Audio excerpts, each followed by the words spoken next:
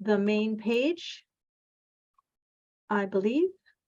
And if not, you should be able to find it through Zoom, through the, let's see, under my announcements. No. Do you see my, do you guys get to see my personal room in your Zoom meeting list? No? Okay, I will post it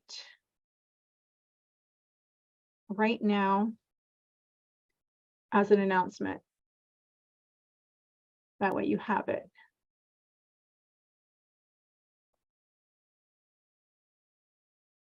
This is the, you'll see it as a personal meeting room. I will make it bold and big.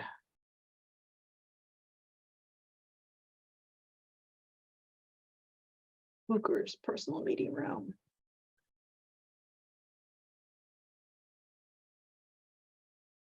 The link is there. All right, let me post that. It's an announcement and it should go into your email. Okay. So you have access to that. And I appreciate Najej because you always nod and I know where I'm at. Okay, I do help after class. Yeah, anybody can get help after class today. I will be here. Caitlin likes Draco. If you like Draco, I recommend Draco. I'm all into Draco right now. I don't know how much research there is on Draco. I've been doing my own as well too.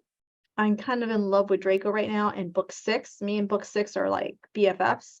So I'd love to talk about Draco if you want to talk about it later, Kaylin. Yeah, it's a very special thing. And I think in talking about Draco, you must talk about his mother. So that's where I would take that conversation about Draco, Kaylin. I think you should connect it to his mother because I think that's very important. Like you can almost like Harry Potter and his mother are very, very important, and his parents, but in this aspect, his parents are also very important in Draco's life. So, all right. Oh, I like the doggy that's joining us in Francis's Zoom room. If I was home, one of the reasons I can't teach from home is because I have cats. And I had a dog. My dog passed away, and I have cats. And my cat, he decides that he wants to sit right in front of the camera every single time when I'm trying to teach from home. So I can't teach from home. I get it. I have my cat, and then my dog likes to jump on the desk. Yeah, see, there's your cat, right? Yeah, I have currently I have 2 cats, and I've just taken in a mom and her litter because she dropped them on my back porch. So now I am taking care of kittens until they get big enough so that they can be, and I found some people to adopt them already. So I'm all set. And then mom has to go back out. So I'm going to get mom fixed before she goes back out. I don't know whose cat it is, but I'm going to get her fixed because I don't want her having more kittens on my back porch. She decided to have her litter in my backyard.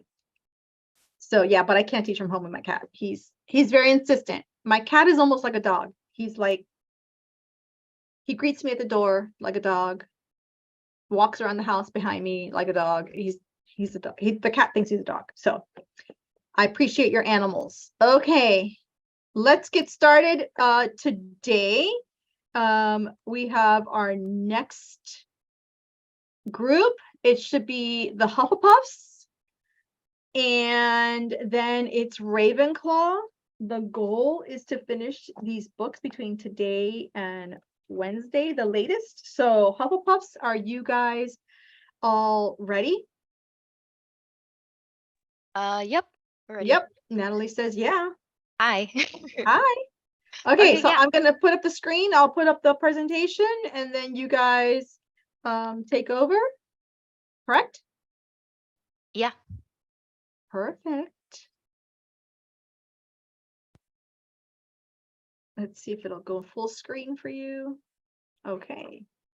I'll monitor the chat. Okay, Hufflepuffs. Let's see, a couple things before we get started, before you guys get started. a couple of things that are going to be important now in this book is the Whomping Willow. We didn't really talk about the Whomping Willow, but there's a lot of personification with the Whomping Willow. So that's going to be important. And it's going to be important in the rest of the series. The Whomping Willow shows back up in book 3, very important as well too. So keep an eye on the Whomping Willow as we go through the series. Okay. Other than that, I think the last 2 groups covered the chapters well. I will be sending you all some, not really notes, but like my scoring. I've already put the scores in the grade book, and I do have some notes that I will be sending. I'm just going to scan them and send them to you guys. Okay, I'll be quiet now. I'm going to mute, and it's going to be, I'm going to turn off my video and mute, and then Hufflepuff will get started. Okay, go ahead, you guys. Okay, yeah. So good morning, y'all. I'm Natalie. I'll just go ahead and start us off with Hufflepuff on chapter 11. And the way I'm going to kind of do this is I'm going to do like talk about the chapter, like summarize the chapter. And as I go through the chapter, I'll talk about the questions as they kind of come up in order for my chapter. But yeah, so basically the chapter starts off, and after getting his arm injured in the Quidditch game, and then after it getting healed, Harry went off to look for Ron and Hermione, who are both in Moaning Myrtle's bathroom trying to work on the Polyjuice potion. And that's kind of where we start our first question. So as suspicion starts to kind of spread around the school about who petrified Colin, to explain the first question, petrification is like super effective in trying to silence and stopping victims from speaking out against whatever did the petrification to them. So I think it's a really good way to kind of keep that veil of mystery and kind of like, oh, who done it type of feel that Rowling kind of has throughout this section of the book specifically, because she does point out to multiple people could be the perpetrator of the petrification. But yeah, so then as we continue throughout this chapter, the trio then find out that Draco is staying home for Christmas break, making him like kind of like a person of interest. And then they start to make a plan to distract Snape long enough so that way they can get some supplies from his office so they can finish the Polyjuice potion. So then to create the distraction, Harry sets off some fireworks during class. It hits Goyle's cauldron and it sprays swelling solution everywhere, which honestly I thought was really funny. And then they kind of slip out of class and get the supplies. And then after that, they found out that a new dueling club is being started by the wonderful, but we know not really, Lockhart. And it goes about as well as you would expect when they pair Harry and Draco together on purpose. So that'll just, that's going to go really, really well. And then as the session continues, Draco casts a spell to like summon a snake to bite Harry. But then after Lockhart kind of tries to like intervene and stop it, it turns his attention to Justin, another student. But then Harry kind of steps in front of the snake and then starts speaking Parseltongue, which is the language of snakes, as Ron explains. But yeah, so looking at the second question, what is a Parselmouth versus a Parseltongue? So a Parselmouth would be like the identifier for a person who can speak to snakes. So you would say like Harry is a Parselmouth. He is someone who could speak to snakes. Whereas Parseltongue is like the language itself. So that's like, like saying like you're speaking like Spanish or English or Russian or whatever. That's that's kind of like how that works. So yeah, Parselmouth is the person itself. Parseltongue is the language. So then as we continue, we find out from Hermione and Ron, they reveal that Salazar Slytherin was actually very famous for speaking to snakes. And obviously that kind of just added on to all the current anxieties that Harry has. That's very scary.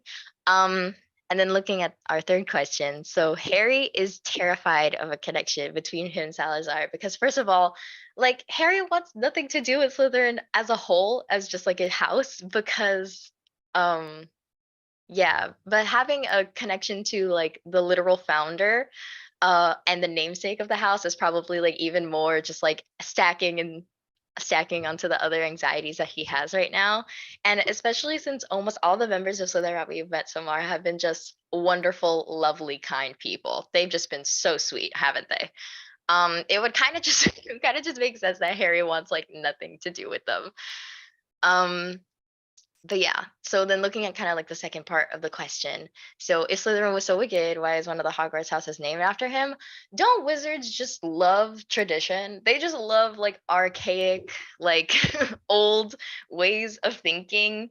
They love tradition. So I think that that has to do like a big part of it. Even though his ideals are still kind of antiquated, those ideals have clearly not left the wizarding world. So they're not quite ready to part with those thought patterns, as well as that sort of respect for someone who was still a founder of Hogwarts, even if they had, certain ideals and things like that. So I suspect that because of those reasons, he's still someone that the school and the overall populace still kind of respects.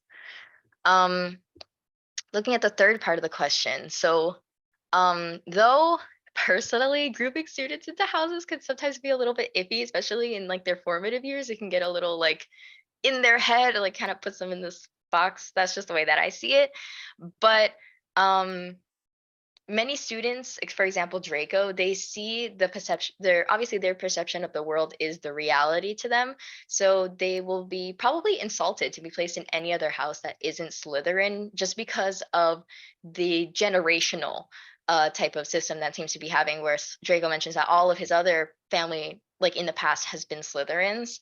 So I think in that way, it's sort of a way of sort of like passing the torch forward, just being like moving from generation to generation, and it kind of keeps the tradition long-standing. Also, a student might hope to be placed in Slytherin because they are pretty good at Quidditch. It's not like a huge detail in the book, but they are pretty good at Quidditch. So it's like if you were a student who were like, dang, I want to join the best team, I want to be the best athlete at Quidditch, you're gonna want to join Slytherin. But yeah, that could be just some of the reasons why some students would want to be placed in Slytherin, even though we know that, they're not the best. Hufflepuff's the best. I'm just kidding. I didn't say that. Anyways, so by the end of the chapter, we see an incident occur where Harry finds his classmates talking bad about him and then accusing him of sending the Jake on Justin to attack him on purpose, which is obviously not true. But in an effort to set the record straight, Harry runs into Hagrid and in the process finds the petrified bodies of Justin and nearly headless Nick. And that becomes a whole thing. Like in front of the school, and then McGonagall escorts Harry to Dumbledore's office by the end of the chapter. And I will say that I think at this point it's important to mention, I think this is the fifth stage of the hero's journey.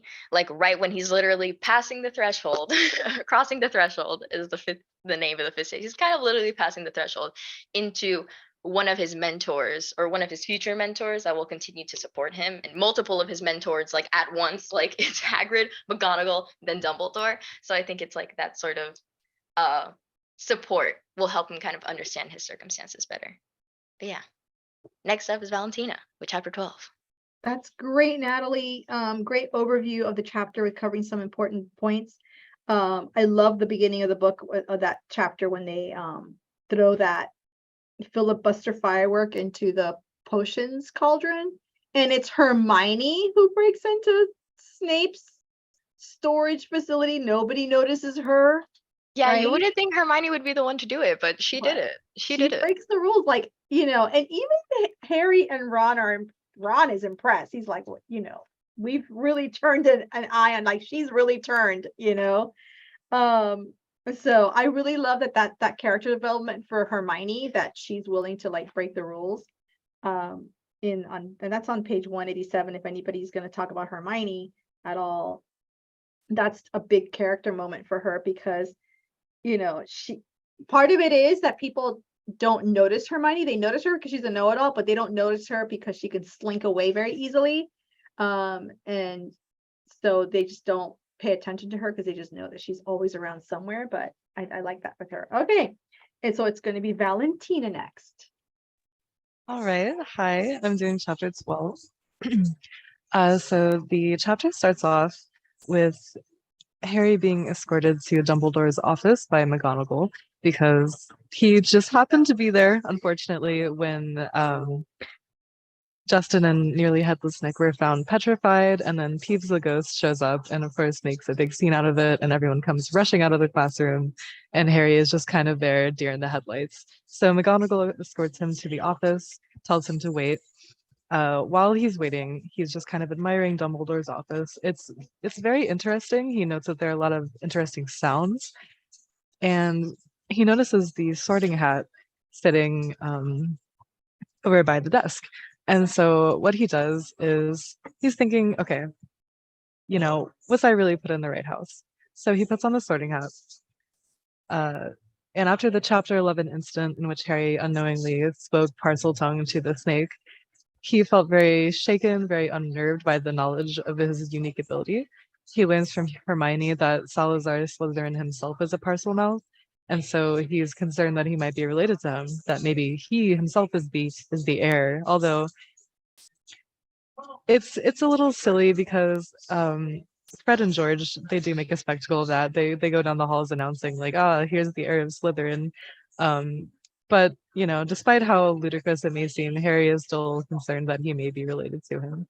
And in addition to that, the students are treating him differently. They're sort of avoiding him in the hallway and whispering about him, gossiping about him.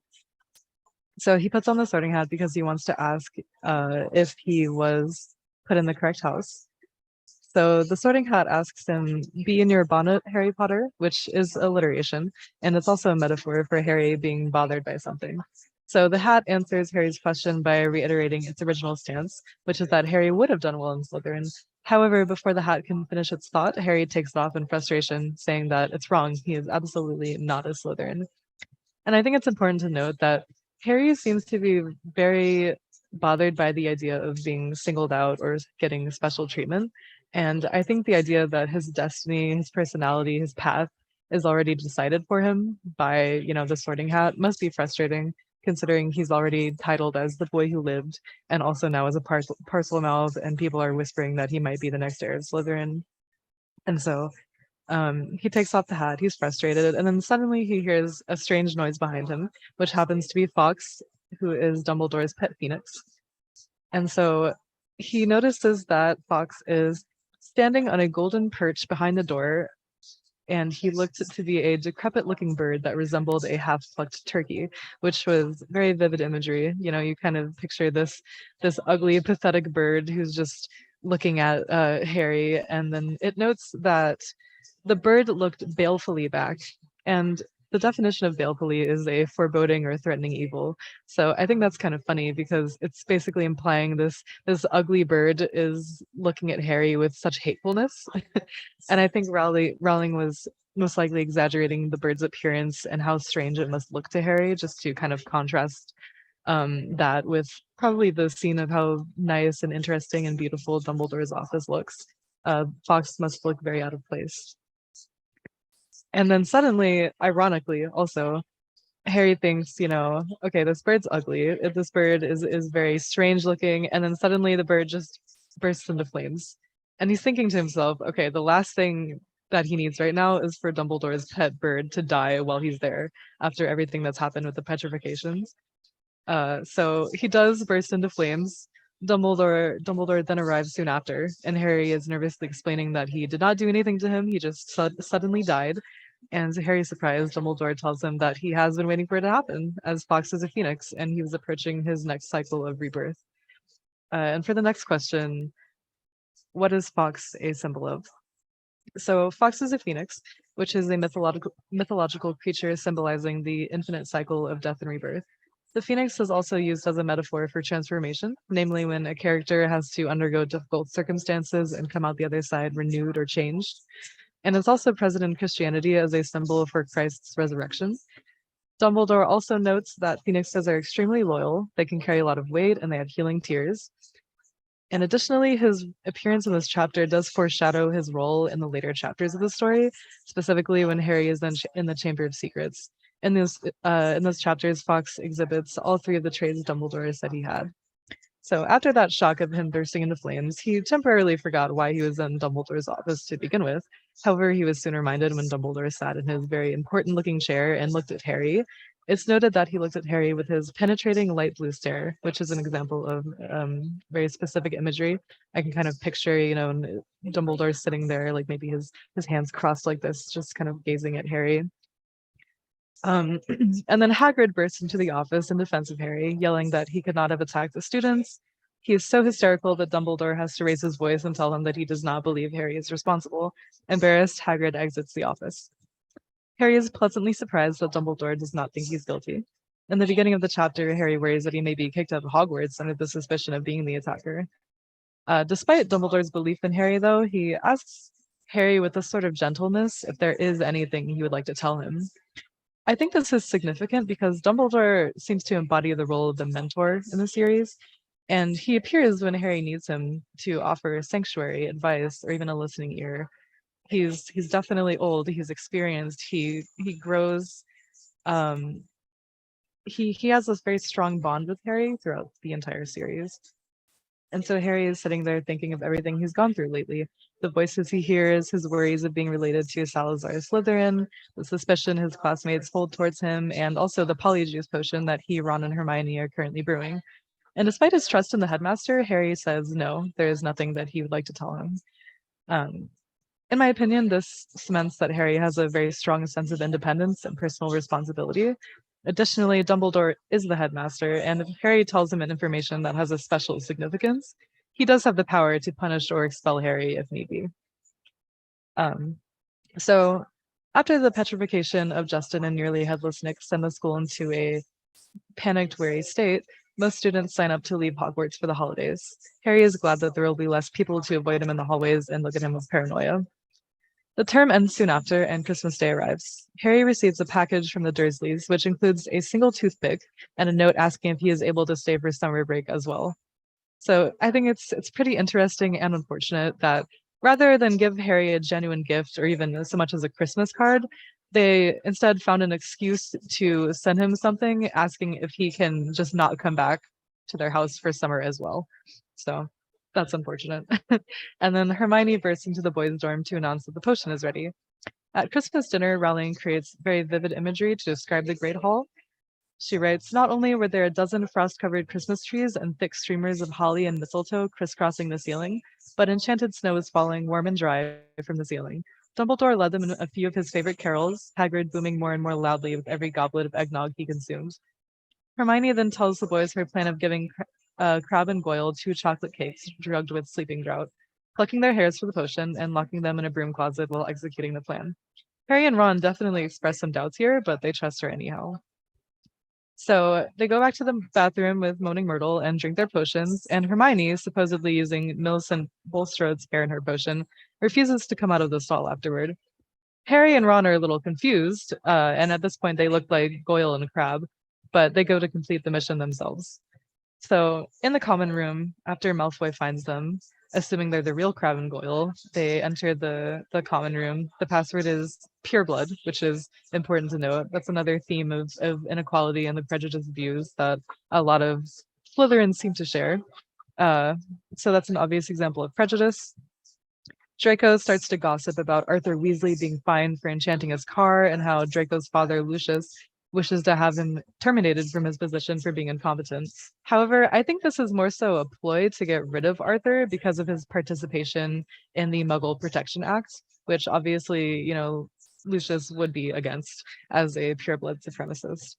So Draco continues to spout prejudice and bigotry, slamming Harry and any who associate with non-pureblood wizards. He even goes so far as to state that he wishes he knew who the heir was so that he may help him commit what are essentially hate crimes. Harry and Ron then learned from Draco that the Chamber of Secrets was actually opened 50 years ago, and a student died as a result. After their bout of interrogation, the two begin to revert to their original selves. So they quickly make up an excuse and run to the bathroom where Hermione is. They soon discover that Hermione accidentally used cat hair in her potion, which she thought was a hair for Millicent. So she then had cat-like features, including fur, yellow eyes, and a tail. Myrtle found the whole thing to be humorous, but Hermione was obviously distraught. Harry and Ron persuade her to go to the hospital wing. I just want to say that an overarching theme through this chapter is definitely the strength of the trio's friendship, as well as their righteous, brave hearts. And then not to mention the obvious themes of fear and bigotry and prejudice. So the three of them absolutely display the traits that their house is known for. They're very brave, they're very righteous, they're determined.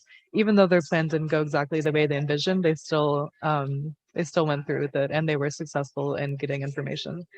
And I think that this chapter encompasses the transition into stage 6 of the hero's journey, which would be titled Tests, Allies, and Enemies. So I want to say this begins when Harry and Ron use the Polyjuice potion to execute their plan.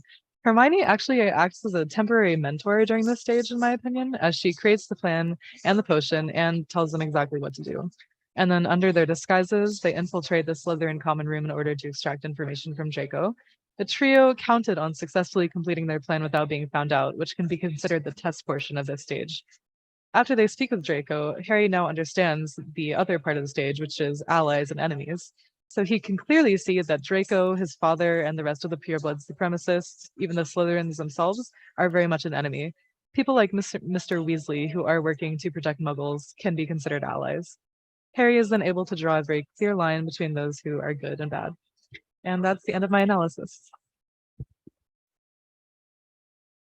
That's excellent. Yes, and I like the idea of I do want to mention even though Hermione executes the plan and she's like, this is what we're going to do. Ron helps make that polyjuice potion as well too. Like he's in the movie, he does it, but on the book, he actually, is there mixing stuff together with Hermione. So it's kind of cool. Ron is not that bad of a sidekick. The other thing that you mentioned is the idea of our identities and Harry seeking his identity through the sorting hat. And that sorting hat's really important. You're going to see the sorting hat now. You're going to see the sorting hat at the end as well, too, of the book. And it's very important. The idea of he doesn't want to be a Slytherin, and maybe he should have been a Slytherin because he's a parcel, he can speak Parseltongue. But part of it is, I think that Harry doesn't realize yet, and I think we do, and that's my question in the chat is, don't we all have multi-levels to our identities? Aren't we all multifaceted in our identities? It's not just one thing that identifies us. It's a myriad of things that we use to create our identities and to formulate our identities and how we see ourselves. And I think that there are people who only identify themselves as one thing, and then you realize that they're only that one thing, that there's no multiple levels to them. And if they're only one thing, then and that's all they portray, then you don't get to see the rest of them. I mean, there are people who do that. So think about yourselves and how you formed all your own identities. And I think this is Rowling teaching us that lesson and teaching kids that lesson, like our identities are multifaceted and maybe parts of our identities we don't like as much, right?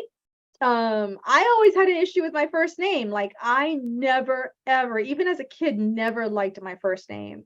It's just that my mom and I share the same first name. And it's caused, over time, it's just caused confusion with people. But now that my mother has passed away recently, I feel like, in a way, I'm kind of glad I have her first name, but at the same time, it's kind of bittersweet because I would rather not have her first name. So I'm still dealing with that. And I think that's part of it. Like, that's just one little minuscule aspect of how we connect, our identities to something, and then disconnect it and try to work through it, right? And that's kind of the links that put us as people together.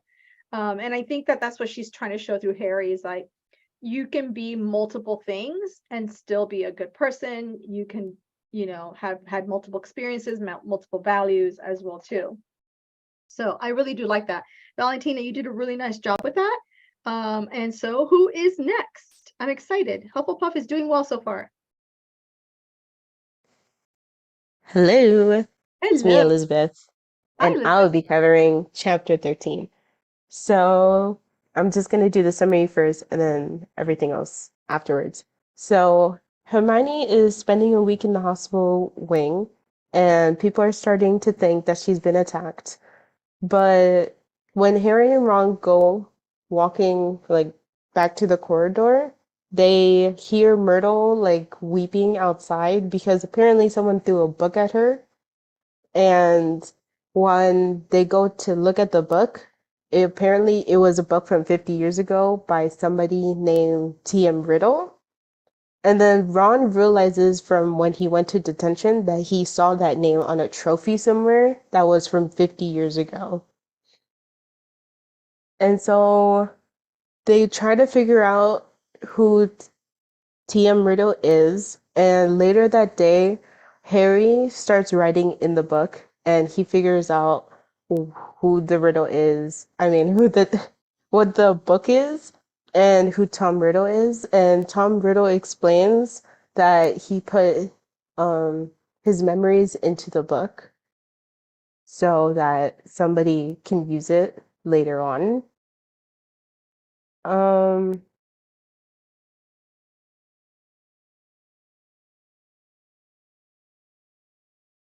and so I'm trying to read my notes here. So as Harry starts to talk to Tom Riddle explains that 50 years ago, the Chamber of Secrets was open and a little girl died. And that's probably happening again now, which gives Harry a really good insight about what's happening to the school right now, about the cat being dead with the blood on the wall, some people getting attacked, and everything that's been happening. Harry is stunned at the response, and Riddle explained that oh, I already said that. I'm so sorry. Um,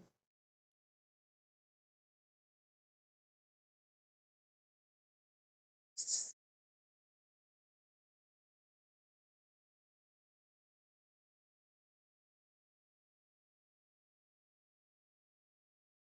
so as Harry and Riddle talk in the diary, Riddle lures Harry into believing the information he is about to show him is the things that are actually true in the diary.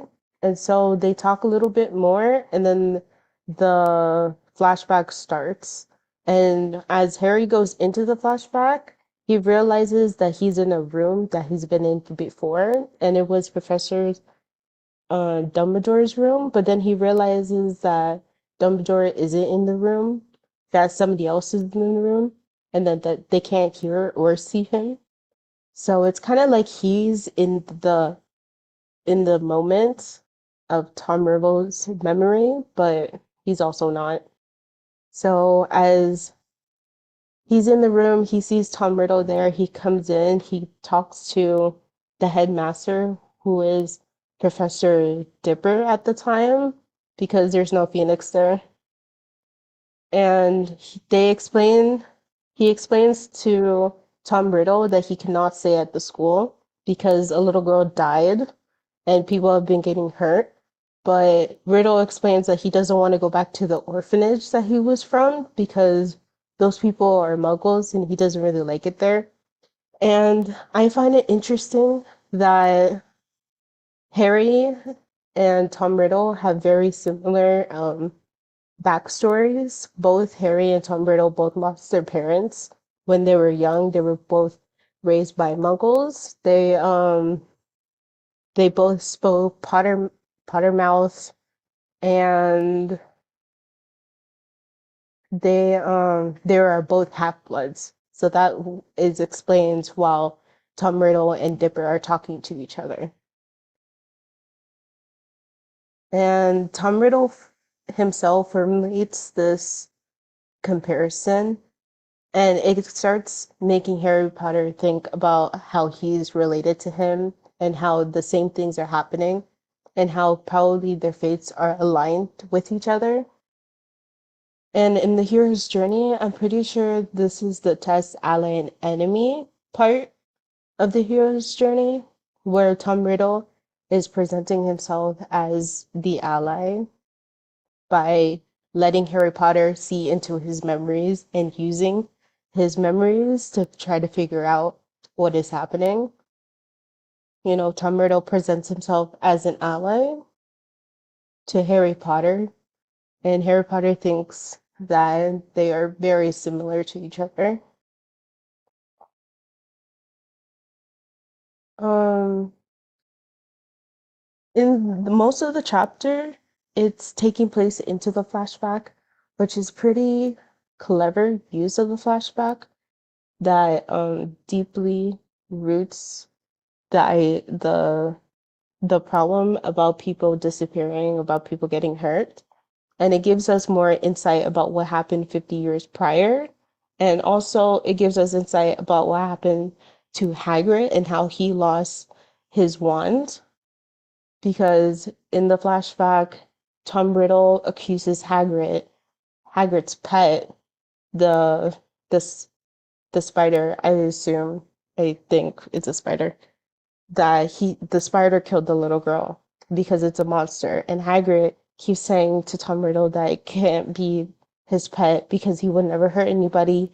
And then they get into this big argument, and then his spider dies because of Tom Riddle, and that's probably why Hagrid lost his wand, because Tom Riddle thought it was Hagrid's pet all along that killed the spider. And all that since Harry Potter just sees the part where it's Hagrid's spider that killed the little girl, like his memory that thought that he killed the little girl, Harry Potter probably thinks that that's probably what's trying to kill everything now. That's 50 years later. And and also, since this is Tom Riddle's memory, it can mislead Harry into showing him a false narrative about who Tom Riddle is, about who Hagrid is, about who Dumbledore is, because Dumbledore is seen in the flashback for a little bit. And I do want to say that it was really interesting for J.K. Rowling to pick the chapter 13 in the first place to introduce Tom Riddle, because a lot of places and countries and people think that 13 is like a bad number, that it's an evil number. And also, when the flashback does take place, it does take place on the 13th of June. So it's really interesting how she uses that to introduce a character that is trying to present themselves as an ally but could be evil. But yeah, that's all I wrote in the analysis part.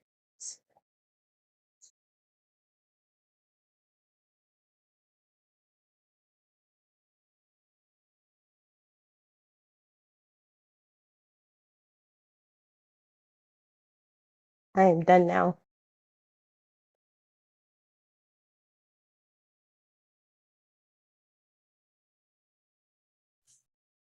Okay, good morning, everyone. My name is Andres. I'm doing chapter 14 of Harry Potter and the Chamber of the Secrets.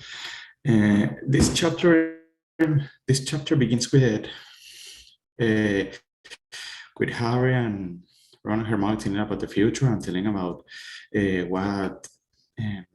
what classes they want to take in the next year or something like that, because maybe this is a story about magic, dark wizards, evil creatures, and all of that. But well, at least in this point, they could be this calm before the storm, and they acting like kids because after all, they are 12 years at this point of the history, so they acting like that. But in this chapter, Harry says that he's thinking about being in the Quidditch team. J.K. Rowling and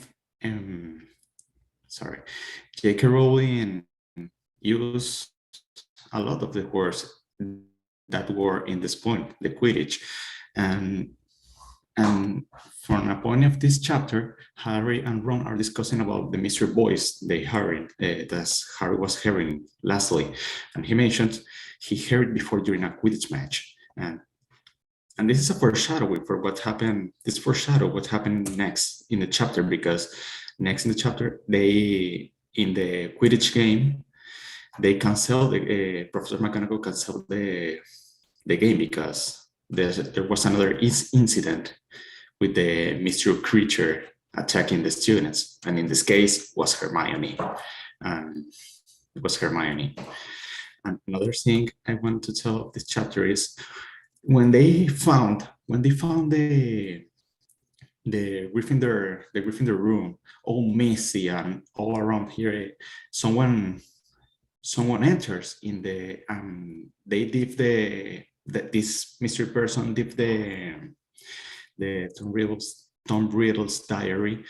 That means they can trust in anyone no longer, because now they in the last chapters they thought they thought Draco Malfoy was the main suspicion of the attacks, but now, or at least someone of the Slytherin house, but now they notice that as minimum, as at least there's someone in the Gryffindor house involved in all the attacks. That means they can trust anyone now because they are all alone.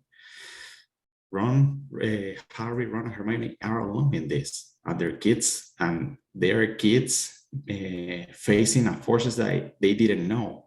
And even the professors that are professional now, powerful wizards are scared about it, but now they are on this.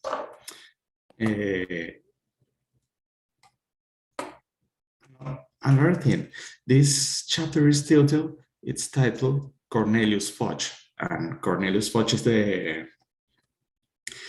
the minister of the magic, and it's supposed he's the main head in the Minister of Magic, the government in the wizarding world. He's the president, almost like that. He's had the main power. He has to have the main choices about this, and looking at how the attacks in Hogwarts are taking up hands of the person in Hogwarts. He chose investigate himself what's happening. But in the end of the chapter, when they go into Hagrid's house to investigate what happened, Cornelius Fudge, he in companion with Lucius Malfoy, he's going he's trying to arrest Hagrid, and he's trying to arrest Hagrid, but Cornelius doesn't think about it. He's totally influenced by Lucius Malfoy, because Lucius Malfoy is who choice and who suspect about Hagrid. About Hagrid is innocent. Lucius Malfoy think Hagrid is who they're responsible about the attacks of the students. But this is hypocrite, because, well, this is a spoiler, but this could be a spoiler, but Lucius Malfoy is not personally a good person not even a rightful man. He's only he's doing suspicious practice with dark magic, and well, who read the next books or who watch the movies knows what I'm talking about. But that's it. And he's acting like a judge, he's the law, and he's saying, hey, but he's acting by prejudice about Hagrid, not even evidence, because hey, you're living here, you have the creative magic, and your house, you're the guilty. That's it. But obviously, at least Malfoy is not Lucius's company know what's happening inside Hogwarts. But another thing about it is when they know Dumbledore was in the house too, but Dumbledore knows that Lucius knows that Dumbledore could be a menace for every plan he could be, everything he could put. Sorry.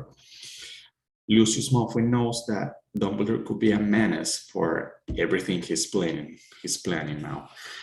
For that, he is manipulating Cornelius Fudge, and what I said before, it's supposed Cornelius Fudge is the must to be the most wisdom, the most rightful and everything, but he's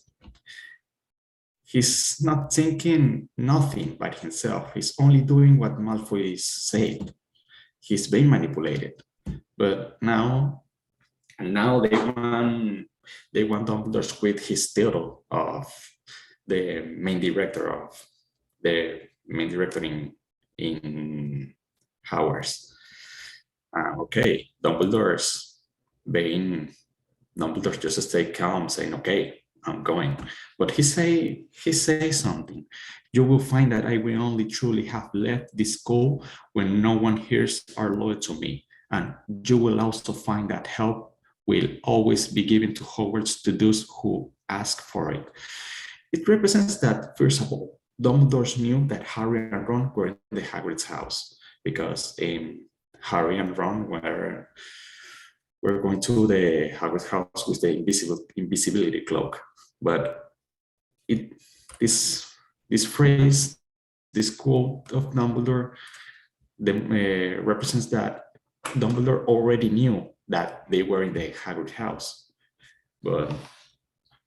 and they knew that Harry would be loyal to Bud than to be loyal to be him. I mean, to be loyal to Dumbledore and Hogwarts in general.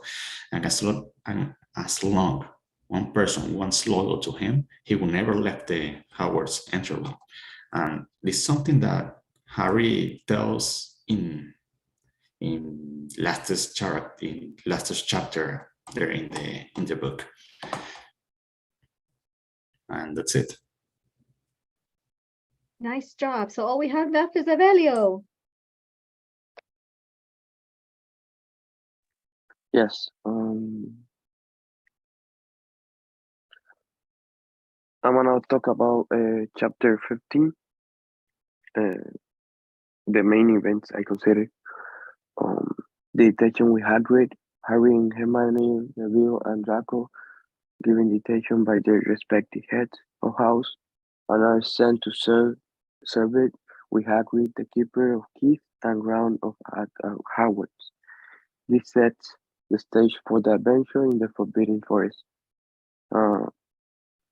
Venturing into the Forbidden Forest, Harry leads the group of students into Forbidden Forest, a dangerous and mystery area that is strictly off-limits to our students. This marks their first encounter with the forest and set the tone for the chapter. Encounter the magical creature. While the Forbidden Forest, the group encounters various magical creatures. They come across a group of centaurs who want them to leave, and later they stumble upon a wounded unicorn. This encounter introduces the student to the magical beings inhabiting the forest and foreshadow the importance in the history. And meeting Voldemort, as the group continues deeper into the forest, they stumble upon a hooded figure drinking the blood of the wounded unicorn. This is revealed to the Professor Quirrell, who is serving as a vessel for Lord Voldemort. Harry witnesses the encounter but faints before fully understanding its significance. Also in this chapter, Harry Potter finds himself facing a new mystery that lead him to explore Forbidden Forest at Hogwarts School of Witcher and Wizardry with the help of friends Ron, Hermione, and Harry venture into the dangerous forest. During the exploration, Harry and his friend open a hidden clearing where they discover a group of dark wizards plotting a nefarious scheme. Hiding from sight, they evaluate the conversation and gather crucial information about the evil plans unfolding within the wizard world. In a tense and climatic moment, Harry presents the reveal and fierce battle ensues. With their combined skills and the help of unexpected allies, Harry, Ron, and Hermione manage to overcome the dark wizard and escape the Forbidden Forest. As they emerged for the forest, bothered but determined, Harry realized that they discovered holds the key to uncover a deeper conspiracy that threatens the safety of Hogwarts and the entire magical community. With this newfound knowledge, they resolved to confront the dark forces at work and protect their world from independent danger. In the context of Harry Potter story, Chapter 15 could uh, come in hand element of the hero journey as follows. Tests, allies, and enemies. As the journey deeper into the forest, Harry and companions encounter various tests and challenges such as facing magical creatures and overcoming obstacles. They may also encounter unexpected allies or adversaries who aid in the progress. Approach to the inmost cave in the heart of Forbidden Forest, Harry and his friends stumble upon a hidden clearing or significant location where they face to face with a crucial revelation of confrontation. This encounter may be complex, the climax of the chapter with high stakes, and intense conflict.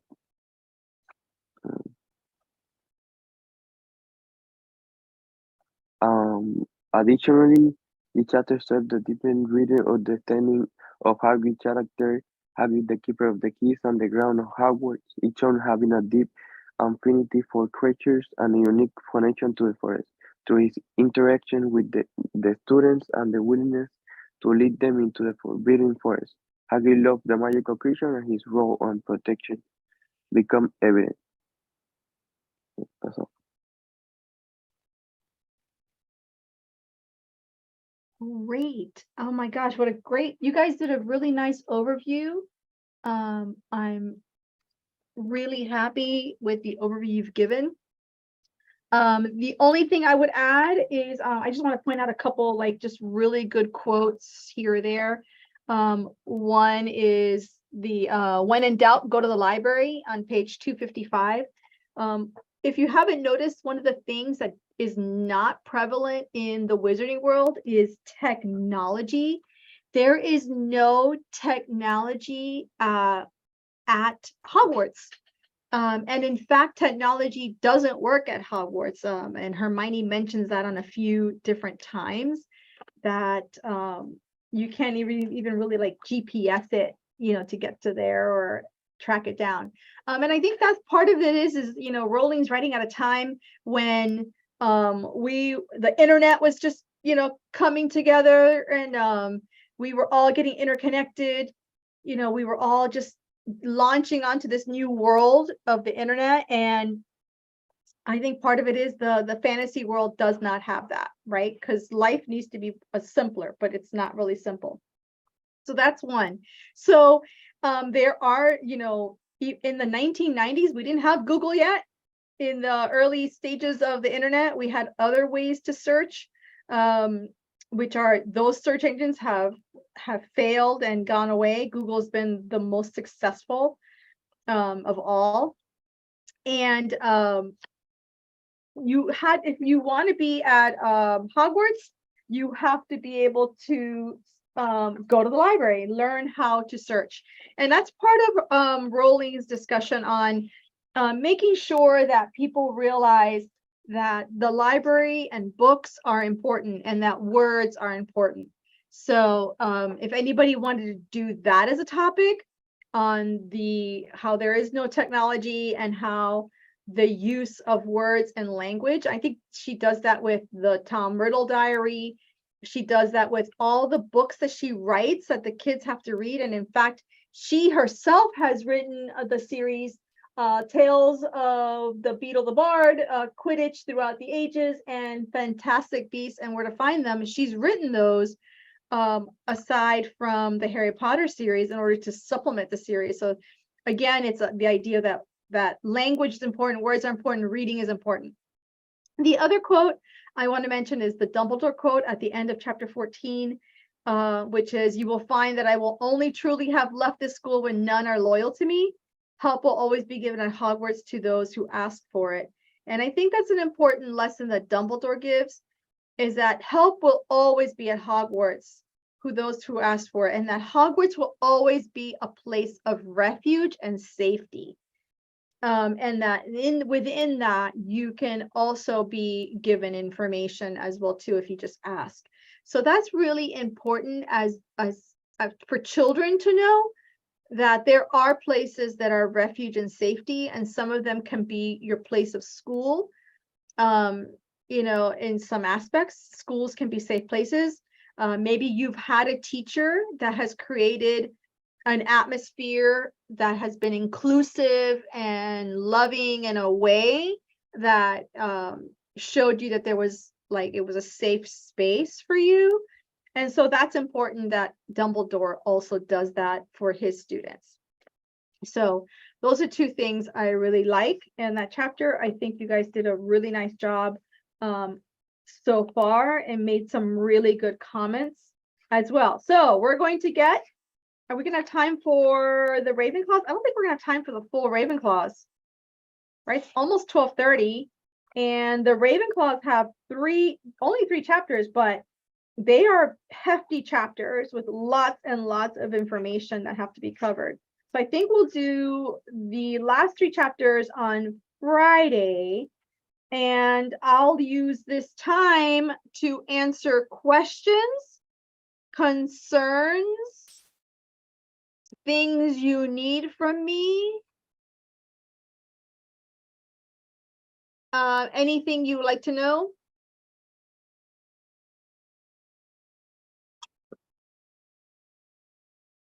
No questions, nothing. Okay.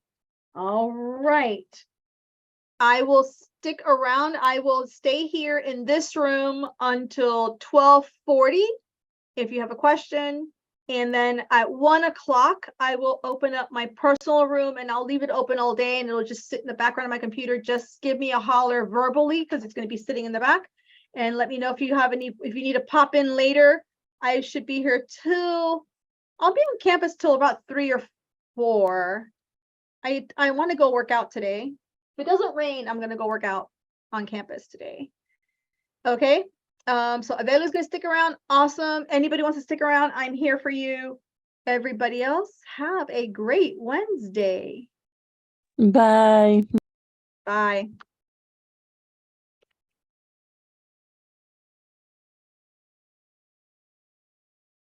Hello. Yes. Hello. I want to talk about the PowerPoint because I sent it a long time and you put me like it was past due or something. I'm sorry, the what? The PowerPoint. Let me see. That's what you just did The today. first one. Yeah, the journal one. The journal one? Mm-hmm. Hold on. Because I sent the link and Oh, you and it didn't work. comment Hold me. on. Let me go look. That's a good question, Avelio. Okay. Let me go look. Did you resubmit it into